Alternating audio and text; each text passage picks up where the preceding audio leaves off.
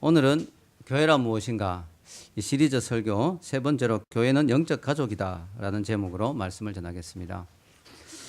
이 세상에서 가장 소중한 이름은 바로 가족이라는 이름일 것입니다.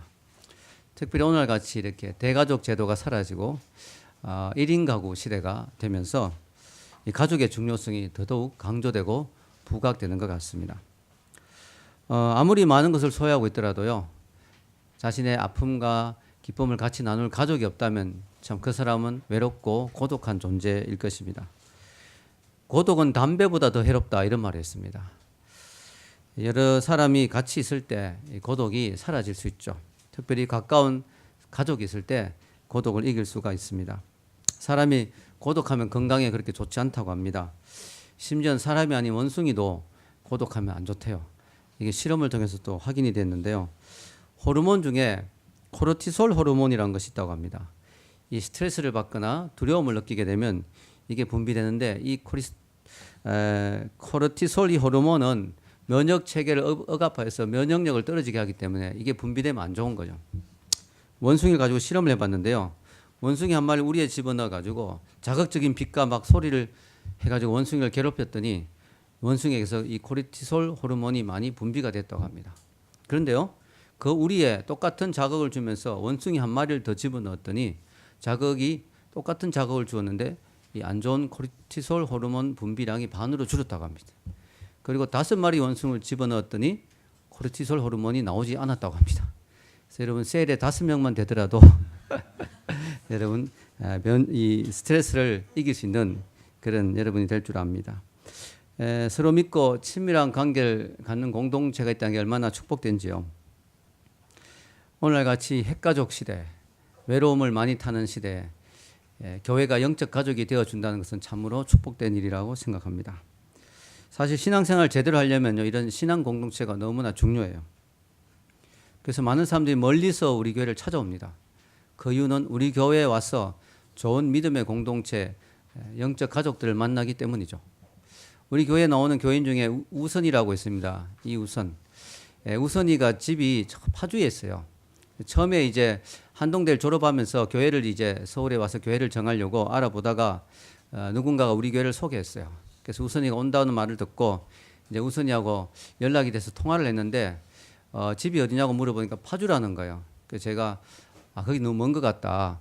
매주 오긴 좀 어렵지 않겠는가. 그렇게 이야기했더니 우선이가 괜찮다고, 좋은 공동체가 있는 교회이기 때문에 자기는 기쁜 마음으로 올 수 있다고 그렇게 이야기를 하는 거예요. 그래서 그러냐고 그러면서 우선이 말로는 자기 집 근처에 있는 교회도 가보았는데 좋은 공동체가 별로 없더라. 그래서 좋은 공동체가 있는 교회이기 때문에 올 수 있다고 이야기하더라고요. 그래서 그러면 열심히 나와보라 했는데요. 그 이후에 몇 년 동안 지켜보니까 너무 우선이가 진짜 지가 결석 안 하고 너무 잘 나오는 거예요. 그래서 너무 참 감사하다 하는 생각이 들었습니다. 한 가지 문제는 이제 요즘 우선이가 자꾸 일본계 비행기 회사에 취직하려고 해가지고 혹시라도 일본으로 직장이 되게 되면 어떡할까 걱정이 됩니다. 우선이 말로는 매주 비행기 타고 오겠다 하는데 조금 어렵지 않겠는가 생각이 듭니다. 가급적 국내에서 같이 신앙생활 했으면 좋겠다는 마음이 듭니다. 신앙생활 제대로 잘하기 위해서는요, 이렇게 교회 공동체가 중요해요. 그래서 멀리서 여러분들 참 용인에서도 오시고, 또 양평이죠. 우리 하늘이 양평에서 오는데요.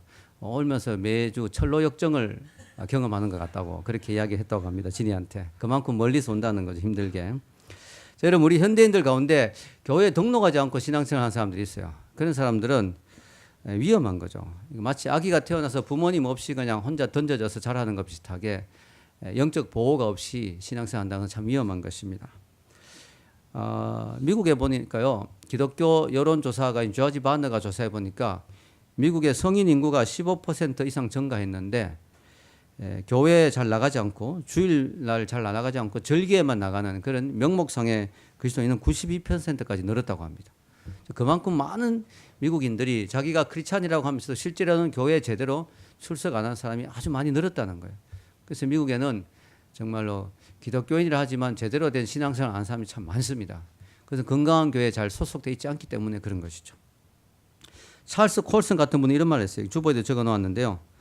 모든 신자는 보편적 교회의 한 부분이다. 그러나 어느 교회냐 하는 선택권을 가지고 있을지언정 한 군데의 지역 교회에 충실하지 못한 크리스찬은 그리스도에게 순종하지 못한 것이다. 예, 교회는 그리스도의 몸이라 했잖아요. 그 몸에 소속돼야죠. 마크 덤베라는 분은 심지어 이런 심한 표현을 했습니다.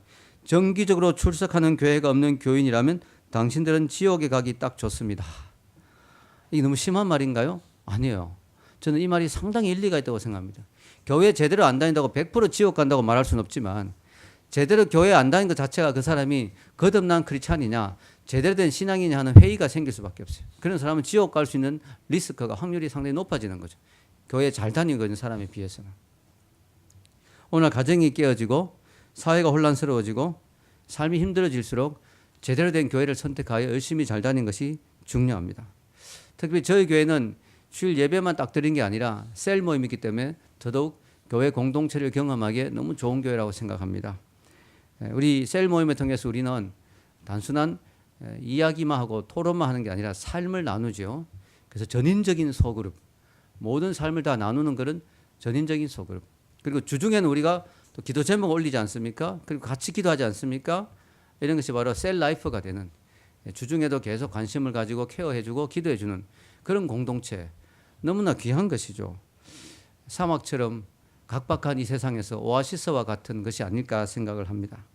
가족이라고 하면 떠오르는 이미지는 사랑, 용납, 관심, 돌봄 이런 것이죠. 그래서 우리가 교회가 한 가족으로 영적 공동체라면 우리도 교회 안에 이런 용납함과 사랑함과 돌봄과 관심을 가짐이 있어야 될 줄로 믿습니다. 미국의 미주리 주에 어느 시골 마을에 작은 미용실이 있는데 그날따라 손님들이 막 몰려들기 시작하는 거예요. 오는 손님마다 다 삭발을 해달라고 요구를 하는 거예요. 머리를 빡빡 밀어달라고. 그래서 보니까 한 50명 정도 되는 같은 교회 교인들이에요. 그래서 속으로 이 미용사가 참 광신도 집단이다 이런 생각을 잠깐 했다고 합니다. 그런데 궁금해가지고 머리를 삭발하면서 물어봤어요. 왜 자꾸 다들 삭발하냐고. 그랬더니 놀라운 이야기를 합니다.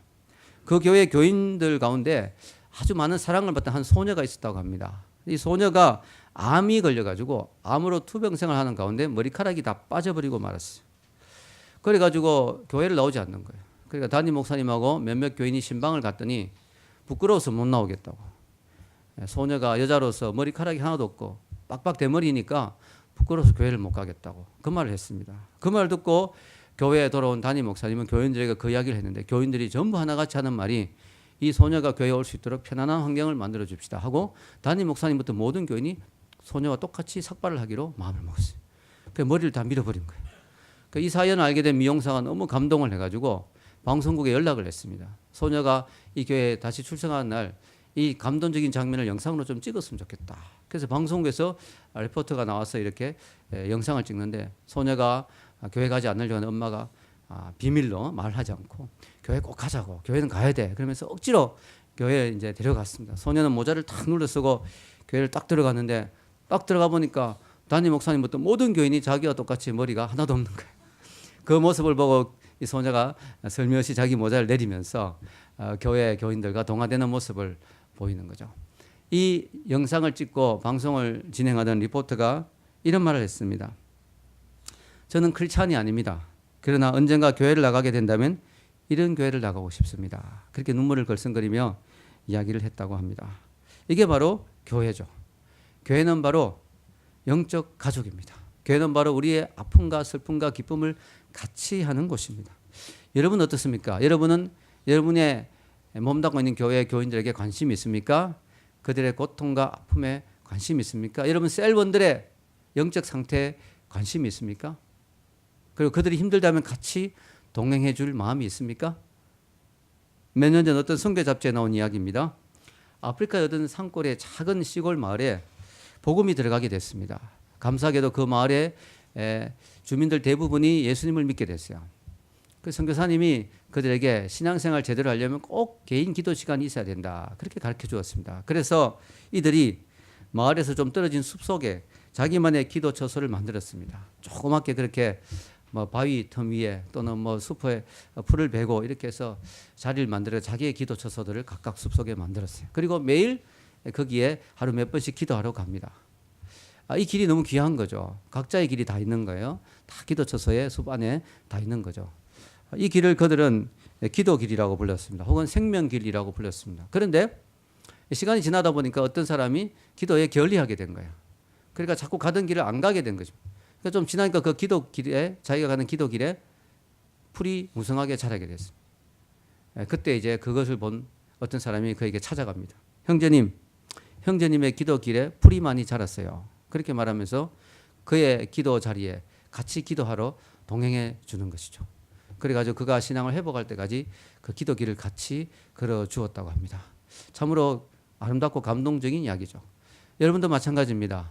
우리 교회 식구 중에 누군가가 영적으로 시험이 들거나 영적으로 나태하거나 또 영적으로 힘들어할 때 그들과 같이 기도해 주면서 중보해 주면서 또 그들의 기도 시간을 같이 체크해 주면서 같이 그들이 영적으로 회복할 수 있도록 그들의 기도 길에 풀이 나지 않도록 같이 동행해 주는 여러분이 되기를 축원합니다. 여러분 우리가 이런 사람이 있다면 참 축복된 거죠. 내가 기도가 힘들어질 때 내가 연약해질 때 나에게 관심 가져주고 같이 기도해주고 같이 동행해준 누군가가 있다면 이게 정말 감사한 거죠. 축복이죠. 당신이 지치고 힘들고 외로워할 때 누군가 널 위해 기도하네. 할렐루야. 우리가 교회가 영적 가족이 되어야 되는 결정적인 이유는요. 우리 예수 그리스도의 피로 하나가 되었습니다. 가족이라 하면 한 피를 나눈 형제 자매잖아요. 한 피를 나눈 형제 자매. 그래서 가족이거든요. 우리가 어떻게 한 가족이 될 수 있느냐? 남남인데 그 이유는 우리가 예수님의 피로 하나가 되었기 때문에 성경에 보면 에베소서 2장 13절에 분명히 말씀하고 있죠. 오늘 말씀인데요. 읽겠습니다. 이제는 전에 멀리 있던 너희가 그리스도 예수 안에서 그리스도의 피로 가까워졌느니라. 멀리 있던 너희들이었다. 특히 유대인과 이방인들은 정말 멀리 있던 사람들이었습니다. 그들은 서로를 원수처럼 취급했습니다. 유대인들이 만약에 유대인 자매가 이방인 남자와 사귀었다. 그날로 그 집에서 장례식이 일어납니다. 얘는 더 이상 우리 집 아이가 아니다. 이 정도입니다. 유대인들이 이방인하고 같이 밥 먹는 것도 절대로 같이 먹지 않습니다. 이런 관계입니다. 그런 유대인과 이방인이 초대교회에 보면 같이 한 교회를 섬기죠. 그것은 멀리 있던 그들이 예수님의 피로 한 형제가 된 거예요. 한 아버지를 모시게 돼요. 하나님 아버지. 한 아버지를 모신 가족이 된 것입니다. 할렐루야. 에베소서 2장 18절에 19절도 이렇게 말씀하고 있죠. 읽겠습니다. 우리는 그로 말미암아 우리 둘이 한 성령 안에서 아버지께 나아감을 얻게 하려 하심이라. 그러므로 이제부터 너희가 외인도 아니요 나그네도 아니요 오직 성도들과 동일한 시민이요 하나님의 권속이라. 아멘. 우리가 예수님의 피로 인해서 또 한 성령 안에서 한 아버지 안에 나가는 한 하나님의 자녀가 되었습니다. 이제 너희들은 외인이 아니다. 외국인이 아니다. 즉 상대방을 대할 때 이방인 대하듯이 대할 필요가 없다. 이상한 사람 대할 필요가 없다. 나그네도 아니다. 떠돌이도 아니다. 오직 성도들과 동일한 시민이고 하나님의 권속이다. 할렐루야. 이 얼마나 감사한 일입니까? 여러분, 이 권속이란 말이 뭐냐면요.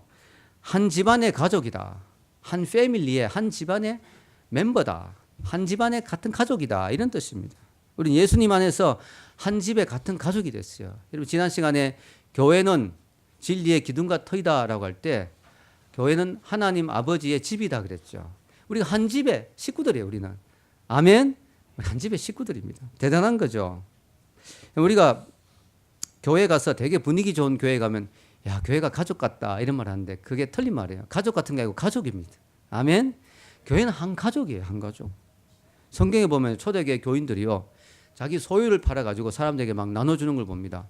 여러분 물질이 얼마나 귀합니까? 물질이 얼마나 소중합니까? 그런데 그들은 그 물질을 아낌없이 많이 가진 자들도 아낌없이 그 물건을 다 팔아가지고 물질을 팔아가지고 밭을 팔아가지고 사도들을 밭에 내려놓습니다. 왜냐? 사도들 보고 알아서 필요한 사람에게 나눠주십시오. 여러분 돈이 정말 아깝잖아요. 여러분 남에게 돈 쓰려고 해봐요. 얼마나 아까워요. 모르는 사람에게 우리가 돈을 쓰려고 하면 얼마나 아까워요. 그러나 가족에게 쓰는 돈 아깝지 않죠. 예, 가족에 아버지가 죽으라고 고생해서 열심히 일을 해서 돈을 벌어가 월급을 갖고 와서 생활비로 내놓을 때 아깝지 않죠. 가족을 위해 쓰는 거니까. 엄마가 맞벌이를 하고 돈을 벌어가지고 열심히 해가지고 아이들 뭐 필요한 학용품을 사고 또 뭘 필요해서 돈을 내놓을 때 아깝지 않죠. 왜냐 가족이니까. 여러분 아버지가 돈을 벌어서 음식을 사서 아이들 입으로 들어갈 때 아깝지 않죠.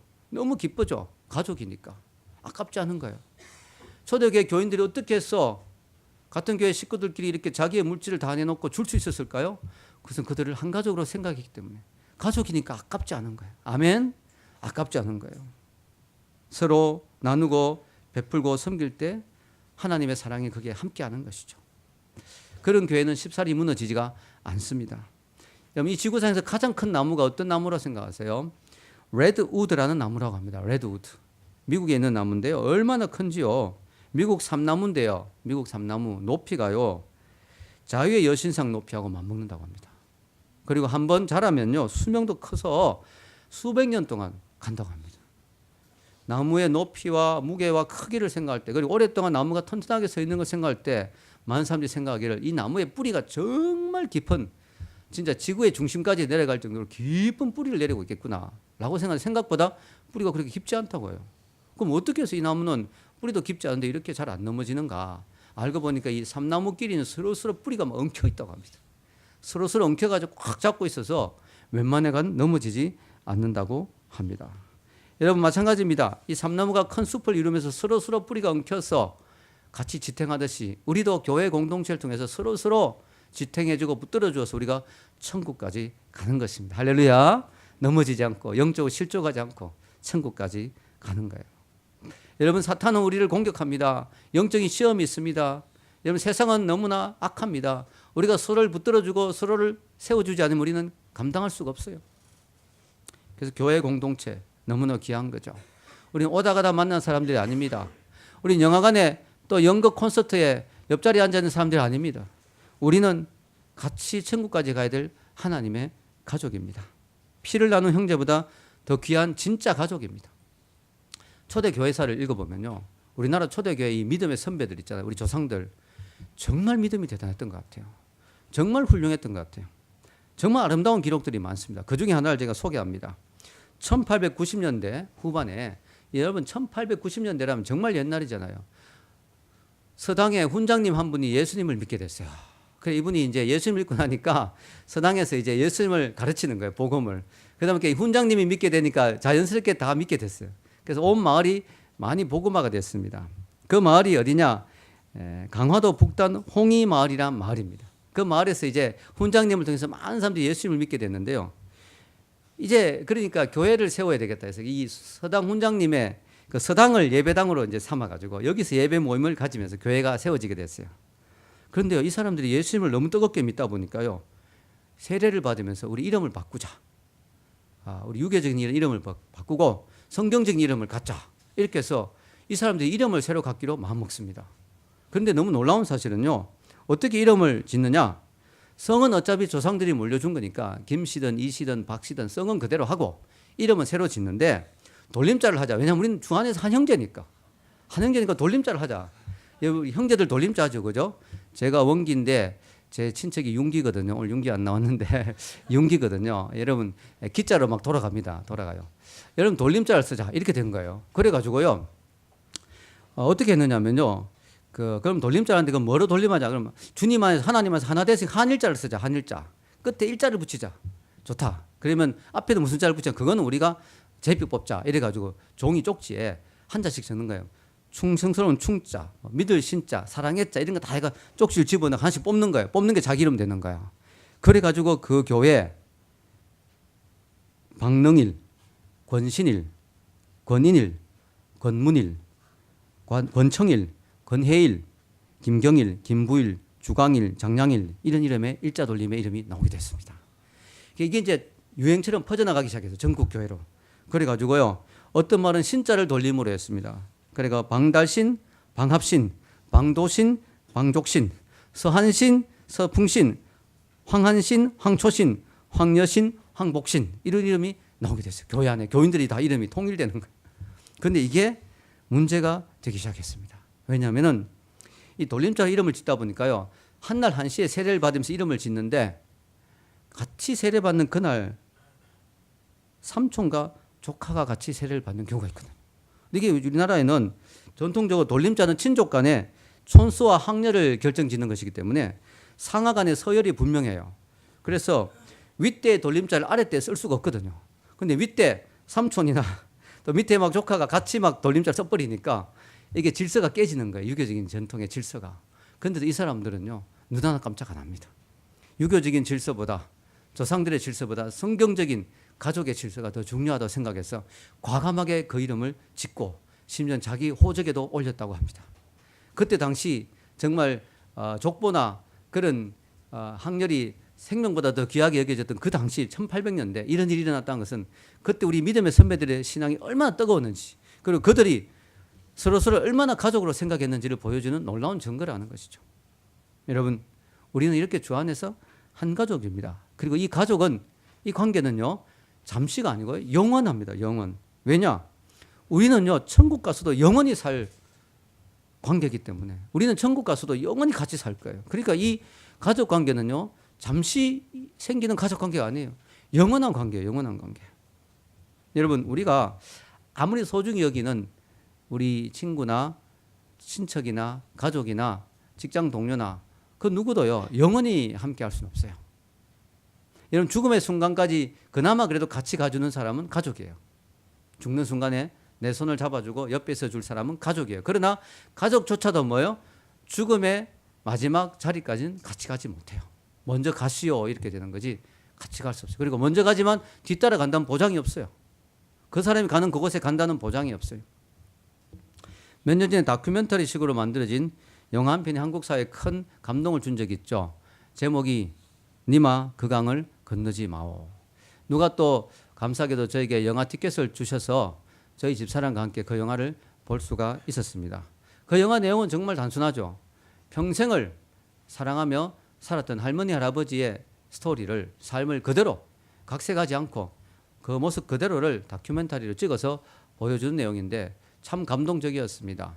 예, 노인인데도 서로를 아끼고 꽃을 꺾어서 할머니 머리에 꽂아주고 낙엽을 쓸다가 낙엽을 확 뿌리면서 막 서로 장난을 치고 모습이 너무 아름다웠어요. 그런데 영화가 점점 진행되면서 후반에 들어가면서부터 마음이 점점 아파지기 시작했어요. 왜냐하면 그 할아버지가 점점 아프기 시작하는 거예요. 기침을 너무너무 심하게 하시고 밤에 주무신데 막 방이 울리도록 기침을 합니다. 그러면서 병원에 가시고, 그리고 할머니가 할아버지의 죽음을 예견하셨는지 아궁이에 할아버지 옷을 하나씩 태우기 시작합니다. 그 장면이 너무 마음이 아프더라고요. 결국 할아버지가 돌아가시는 것으로 영화가 끝이 나고요. 할머니는 할아버지를 그리워하는, 무덤에서 그리워하는 그런 모습을 보면서 영화가 끝이 납니다. 제목이 니마 그 강을 건너지 마오. 할머니가 할아버지를 사랑했기에 할아버지가 그 죽음의 강을 안 건너기를 얼마나 원했을까요? 그러나 그 강을 건너는 것은 어쩔 수 없는 거죠. 같이 건너고 싶었는데 그것도 마음대로 되는 게 아니죠. 이 죽음의 강, 요단강, 죽음의 강을 건널 때 같이 할 수 없는 것이 우리 인간의 한계입니다. 아무리 가까운 가족이라도 그 죽음의 강을 같이 건널 수 없고, 또 강을 건너서 만난다는 보장도 없습니다. 그러나 우리 교회 안에서 만난 영적 가족은 그렇지 않습니다. 죽음의 강 먼저 건너가고 뒤에 건너갈 수 있지 뭐예요? 강 건너편에서 우리는 다시 만날 것입니다. 아멘. 그래서 우리는 영원한 가족이에요. 강 건너편에서 다시 만난다는 거예요. 그래서 여러분 옆에 분하고 인사 한번 하시기 바랍니다. 천국에서 또 만납시다. 예, 천국에서 또 만납시다. 예. 여러분, 저는요, 수련회 가서 한 번씩 그런 생각을 합니다. 우리가 수련회를 가면 요즘은요, 한꺼번에 같이 못 가요. 직장인들이고 이래가지고요, 먼저 선발대가 출발하고 뒤에 오는 분들이 많습니다. 요즘은. 그날 저녁까지 근무하고 저녁 늦게 오는 분도 있고요, 토요일 날 오는 분도 있고, 심지어는 주일 아침에 오기도 하고 이러는데요. 우리가 수련회에서 하다 보면 그런 이 감동을 많이 느끼죠. 멀리 가서 수련을 하고 있는데 직장인들이 힘든 직장을 마치고 늦게라도 어떻게 차를 타고 밤늦게 수련회 장소에 탁 들어올 때, 여러분, 이 수련회가 천국 잔치잖아요. 부흥회 수련회 이런 걸 천국 잔치잖아요. 우리 천국 잔치 막 하고 있는데 착 들어올 때 얼마나 반갑습니까, 그죠? 야, 왔구나. 늦게라도 왔구나. 수고했어. 우리 천국에서도 비슷할 거라고 생각해요. 먼저 가는 사람들이 있겠죠, 우리 가운데. 예, 저일 수도 있습니다. 제가 아무래도 나이가 많으니까 여러분보다 먼저 가 있다가 천국 잔치에 참여하고 있는데 늦게 여러분들이 들어오는 거예요, 천국으로. 얼마나 반가울까요? 환영하고 맞이하고 또 있는데 또 한참 지나서 또 누가 들어오는 거예요. 얼마나 반가워. 야, 왔구나. 수고 많았지. 야, 믿음을 지켰구나. 할렐루야. 너무너무 반가워. 이러면서 천국에서 우리가 얼싸앉지 않겠어요? 수련회 때 우리 모습이 바로 그런 천국의 모습의 모형이지 않겠는가 생각을 합니다. 여러분, 그래서 예수 그리스도 안에서 한 가족이 되었다는 것은 보통 그 관계가 아닙니다. 영원히 함께 가는 관계라는 거죠. 여러분, 사실 우리 영적 관계, 교회 영적 관계가 가족의 관계보다 더 중요할 수 있어요. 정말 안타깝게도요, 아무리 친한 가족이라도, 아무리 가까운 가족이라도 그가 예수님을 믿지 못하면 우리는 천국에서 만날 수가 없어요. 죽는 걸로 끝나는 거예요. 다시는 보지 못해요. 그래서 우리가 열심히 예수님을 전해야 됩니다. 우리 가족들에게. 아멘. 그러나 정말 열심히 전했는데도 그들이 예수님을 안 받아들인다면 우리는 그들을 더 이상 천국에서 만날 수 없어요. 그렇기 때문에 우리 하나님의 백성들, 우리 같은 교회 식구들은 그래서 우리의 피를 나눈 가족보다 어떻게 보면 더 소중한 관계라는 거예요. 우리는 영원히 같이 천국에서 만날 관계이기 때문에. 예수님도요, 이런 이야기 하셨어요. 어느 날 예수님 말씀을 열심히 전하는데 사람들이 이야기합니다. 예수님, 지금 예수님의 그 모친과 동생들이 왔습니다. 그때 예수님이 이상한 대답을 하십니다. 한번 읽어볼까요? 여기 주보에 나오는데요. 마태복음 12장 48절에 오시겠습니다. 말하던 사람에게 대답해 이르시되 누가 내 어머니며 내 동생들이냐 하시고 손을 내밀어 제자들을 가리켜 이르시되 나의 어머니와 나의 동생들을 보라. 누구든지 하늘에 계신 내 아버지의 뜻대로 하는 자가 내 형제요 자매요 어머니이니라 하시더라. 아멘. 이거 진짜 황당한 이야기지 않습니까? 언뜻 보면 인간적으로 이거 너무 예수님이 너무 이거 좀 심하다. 제가 어느 집회에 가서 설교를 하는데요. 제 설교를 들으려고 아버님하고 어머님 오시고 동생이 왔는데 목사님 저기 어머님 오셨습니까? 누가 내 어머니냐? 이러면서 누가 내 동생이냐? 이래버리면 이게 너무 황당하잖아요. 예수님은요, 때로는 어떤 사실을 강조하기 위해서 좀 과장해서 강하게 이야기하실 때가 있어요. 이 경우도 마찬가지입니다. 예수님이 지금 어머니를 거부한다든가 어머니와의 관계가 안 좋다든가 어머니를 무시한다든가 이런 뜻이 아니고 이 기회를 통해서 예수님이 더 중요한 관계를 설명하려고 하는 거죠.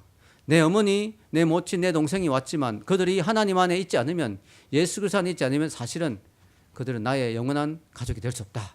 진짜 영원한 가족은 예수 그리스도 안에 있는 이들, 지금 말씀을 듣고 있고 예수님을 믿고 받아들인 이들이 진짜 내 가족이다. 이렇게 이야기하시는 거예요. 여러분, 그렇습니다. 우리가 예수님 안에 있을 때 영원한 가족이 되는 거예요.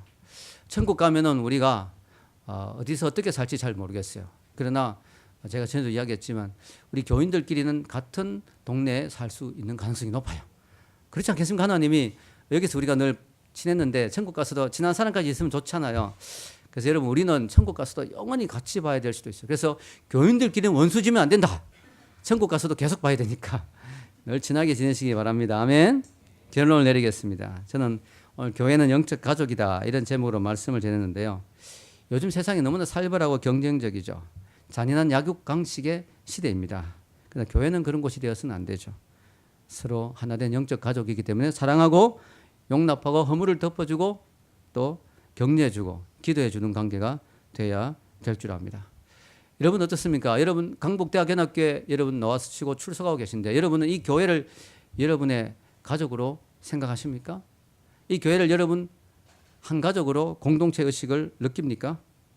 우리가 교회에 대한 애착심이 있어야 돼요. 그래야 여러분의 신앙이 성장합니다. 뜨내기처럼 와서 앉아있다가 하면요, 여러분의 신앙이 성장을 하지 않아요. 교회에 깊이 뿌리 내리고 자리 잡아야 여러분의 신앙이 성장합니다. 아멘. 여러분 그런 걸 많이 경험했을 거예요. 우리 교회 와서 열심히 신앙생활하고 교회 자리 잡고 하면서 여러분의 신앙이 성장을 느꼈을 거예요.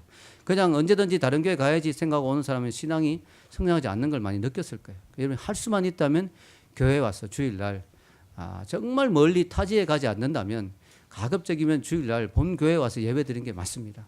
그래야 여러분의 신앙의 뿌리가 흔들리지 않고 있는 것이죠. 그리고 여러분 교회 할 수 있다면 여러분이 헌신하십시오.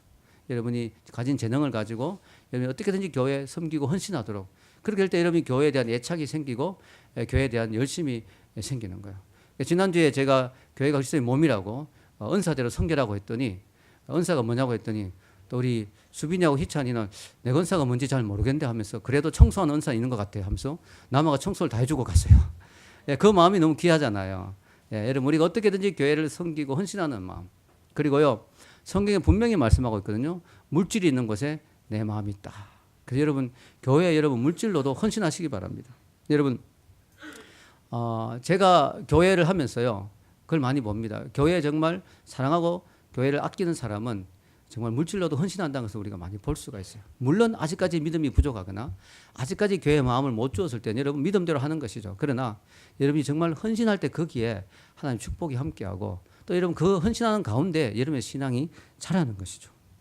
여러분 저희 교회가 재정은 아직까지 빚 없이 돌아가고 있습니다. 그러나 작년에 비해서 올해는 많이 힘들어졌습니다. 왜냐하면 작년에 부모님들이 한 두 가정이 한 100만 원 정도씩 후원해 주셨는데 그게 없어지고 하면서 좀 재정이 좀 어려워졌어요. 아직까지는 괜찮은데 걱정이 이제 우리가 수련회가 얼마 후에 있잖아요. 7월 달에. 보통 수련회 하면 여러분 회비를 내도 교회 재정이 한 300만 원 정도가 더 나가더라고요. 그러기 위해서 우리가 좀 준비하고 있어야 되는데 재정적으로 그런 부분에서 좀 걱정이 많이 됩니다. 그래서 여러분들 헌금에 있어서 저는 그렇게 생각해요. 우리 교인들이 보면 헌금을 대부분 열심히 합니다. 여러분 사실 요즘 만 원이 작은 돈이 아닌데 주일날 학생들이나 재정이 힘든 경우 외에는 보통 만 원씩도 이렇게 주일 헌금도 하시고 해서 여러분 헌금 액수를 더 올리긴 어려울 것 같아요. 저는 여러분에게 바라는 것은 11조 생활 하시라고 말씀드리고 싶습니다. 여러분 11조를 헌신할 때 거기에 신앙에 그 뿌리가 생기고요. 애착이 생기고 또 하나님 축복을 많이 받습니다. 다만 아직 믿음이 안 된다든가 또 가정에 여러 가지 사정을 해서 11조를 못하는 경우가 있어요. 이해합니다. 그런 경우 여러분이 이렇게 하면 좋을 것 같아요. 전에도 이야기했지만 11조 전액을 할 수 없는 상황이라면 10%라도 하십시오. 10%. 그래서 11조 봉투를 여러분이 가지고 있는 거하고 없는 거하고 다릅니다. 몇천 원이라도 11조를 하는 교인이 있어요. 저희 교회. 너무 귀하죠. 저는 그 몇천 원이 너무 귀하다고 생각해요. 왜냐하면 그 몇천 원이라도 11조를 한다는 거죠. 11조는 마음이 있다는 거죠. 여러분 지금 몇천 원이라도 몇만 원이라도 그러면 월급을 받거나 할 때 전액을 11조 할 수 있는 상황이 안 되고 그런 믿음이 없다면 10%라도 하십시오. 그러면서 하나님께 기도하십시오. 하나님 제게 믿음을 더하셔서 이 10%가 20% 30% 언젠가는 내 전액을 하나님 주시는 물질의 전액을 11조를 할 수 있는 믿음을 주십시오. 이렇게 기도하십시오. 왜냐하면요 여러분이 그런 부분에서 물질을 헌신해야 여러분 신앙이 자랍니다. 신앙이 뿌리를 내립니다. 그리고 하나님의 축복이 함께합니다. 아멘. 여러분 1,000원을 받더라도 11조 하는 것이 참 귀하다고 생각합니다. 우리 교회 교인들이요 주일날 우리 식사하잖아요. 근데 입이 상당히 고급이 됐어요. 지난주에 재정 때문에 또 있고 뭐 또 새로운 걸 먹어보려고 어디서 제가 알아보고 컵밥을 주문했어요. 보통 때 먹는 것보다 훨씬 더 돈이 덜 들더라고요. 그랬는데 이제 리더 모임에서 피드백을 받아보니까요. 어떤 한 형제가 말하기를 저희 교회 셀원들이 다시는 이 컵밥을 먹지 않았으면 좋겠습니다. 이렇게 하겠다. 그래서 야 용하게 한다. 나는 맛있던데 용하게 하는 거예요. 입이 고급이 돼가지고 요즘부터 금요 예배 때 우리가 미리 와서 또 식사하는 직장인들도 많아요. 금요 기도회 우리가 한 20명 정도 오는데요. 금요 기도회 와서 미리 와서 식사하고 금요 기도회 참석하는 직장인들이 밥을 굶고 오잖아요. 금요 기도회. 그게 또 안타까워서 사랑하는 아내가 또 헌신을 해서 식사를 준비합니다. 그래서 그것도 또 재정이 나가죠. 그래서 계산해 보니까 식사비만 해도 1년에 한 1,000만 원 정도 나가더라고요. 저희 교회에서. 그래서 여러분들 하나님 은혜로 지금까지 교회가 잘 되고 있는데요. 여러분이 헌신하시면 좋겠습니다. 그래서 하나님 앞에서 하나님은 과부의 동전 한 입도 귀하게 보시잖아요. 그래서 여러분이 형편과 재정에서 이거밖에 안 된다 할 때는 하나님 기뻐하신다고 생각해요. 여러분 1,000원을 내더라도. 그러나 여러분 재정 상황이 된다면 할 수 있는 대로 헌신하시면 하나님이 기뻐하실 줄로 믿습니다. 감사하게도 우리 교회는 정말 헌신한 분이 많아요. 그래서 여러분 집사님도 한 가정도 없고 근데 우리 교회가 이렇게 돌아가는 이유가 많은 교인들이 정말 헌신하고 있거든요. 그래서 여러분 감사하고요. 우리 교회가 이렇게 한 가족이 되어서 여러분 같이 섬기면서 여러분 주인의식을 가지면서 그렇게 섬길 때 우리 교회가 건강해지고 튼튼해질 줄로 믿습니다. 우리 기도하겠습니다.